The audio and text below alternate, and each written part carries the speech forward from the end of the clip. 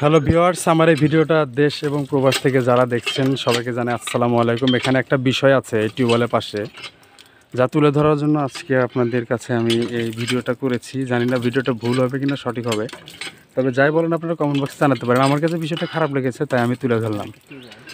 এটা একটা টিউবওয়েল, আর পাশে দেখতে পাচ্ছেন এখানে একটা আরবি লেখার এখানে যা আছে হয়তো আমি অত অভিজ্ঞতা না, আমি এখানে বলতে পারি না। যাই হোক, যে কোনো কিছু একটা লেখা আছে, কিন্তু কত নিকটে দেখছেন এখানে হাত পা ধুতে গেলে কিন্তু পানিটা এখানে পড়তেছে। বিষয়টা একটু ভালো করে খেয়াল করে দেখুন। এটা হচ্ছে আপনার উজুর দোয়া হতে পারে, অথবা লা ইলাহা ইল্লাল্লাহু মুহাম্মাদুর রাসূলুল্লাহ, এটা হতে পারে।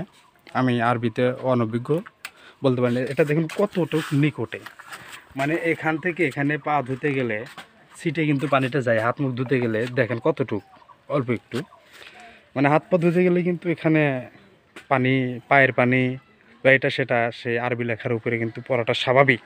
আমি হাত পা ধুতে এসে এটা দেখছি, তাই আমি হাত পা ধুই নাই। বিষয়টা আমি আমার এক ভাইকে দিয়ে আর কি প্রকাশ করলাম।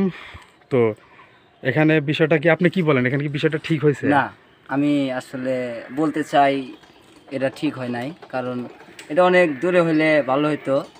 আর জিনিসটা এরকমই হয়েছে যে একটা চাপ দিলে, টিউবওয়েলে একটা চাপ দিলে, পাউডার রানিং করলে জিনিসটা পানিটা ওটার উপরে যাইতেছে। আসলে আমি না, নট এলাও। এটা কিন্তু ঠিক হয় নাই। তো যাই হোক, বিষয়টা অন্যরকম হয়েছে এটা আমাদের গ্রামে।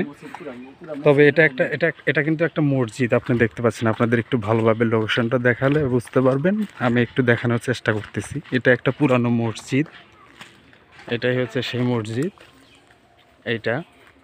এটা আমাদের ওয়ালিপুর পশ্চিমপাড়া, বড়হার ইউনিয়ন, উল্লাপাড়া থানা, গ্রাম ওয়ালিপুর। দেখতে পাচ্ছেন বিষয়টা, এটাই হচ্ছে সেই মসজিদ।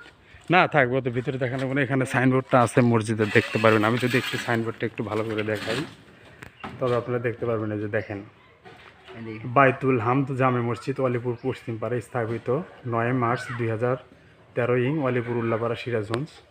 মসজিদটা যদি এখনও ছোটোখাটো, তবে আমি ভিডিওটার মাধ্যমে এটাই বোঝাতে চাচ্ছি যে এখানকার যারা মুরব্বীরা আছেন তারা, আমি বলবো কিন্তু যারা আমার এই ভিডিওটা দেখে যারা দেখবেন তারা অবশ্যই এটা একটা বন্ধ ব্যবস্থা করবেন। ভাই এখানে দেখতে পাচ্ছেন বিষয়টা, কমিটির কাছে আমি জানাবো, অবশ্যই আবেদন জানাবো এই বিষয়টা এটা এখান থেকে ভেঙে সরায় ফেলতে। কারণ সমস্ত পানি এর উপরে পড়ে, ছিটে পড়ে। এটা আপনার পা যখন ধুতে যায় তখন কিন্তু এখানে পানিটা পড়ে। আমরা মুসলিম জাতি যারা আছি, এটা কিন্তু একটা, যাই হোক, আল্লাহ পাকের নাম, এখানে রাসূলের নাম আছে বা কোনো দোয়া আছে, যেটা হোক সম্মানিত ভাষা, সেটা আমাদের আরবি এটা আছে। এটা কিন্তু খুবই খারাপ লাগছে আমার কাছে। তো ভিউয়ার্স, আপনারা কমেন্ট বক্সে জানাবেন আপনাদের মতামত।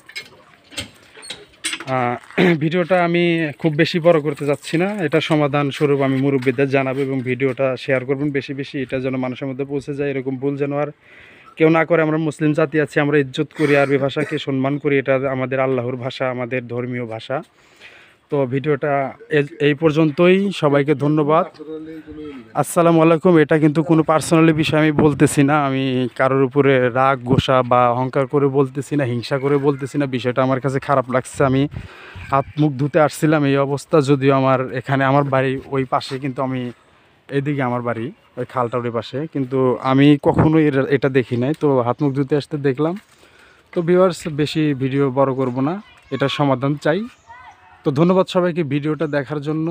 ভিডিওতে লাইক কমেন্ট করবেন, আপনাদের মতামত জানাবেন, ভিডিওটা বেশি বেশি শেয়ার করে দেন, যাতে এরকম পরিস্থিতি আর কখনো কোনো দিন না হয় কোনো জায়গায়। সবাই সতর্ক থাকবো, ভালো থাকবো। ধন্যবাদ সবাইকে, ভালো থাকুন সবাই, আসসালামু আলাইকুম।